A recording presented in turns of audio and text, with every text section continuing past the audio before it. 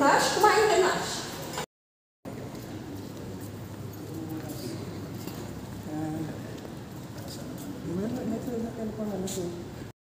To the Lord by singing this wonderful hymn of praise, one of Tito Bob's favorite, How Great Thou Art.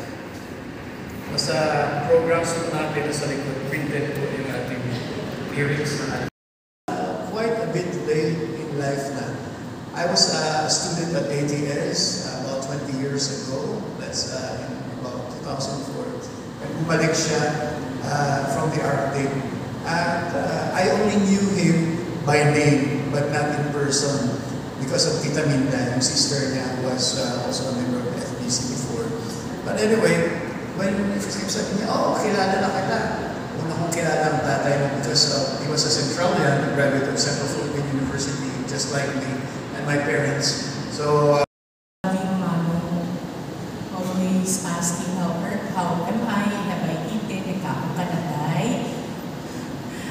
And may mga conversation pa siya sa akin.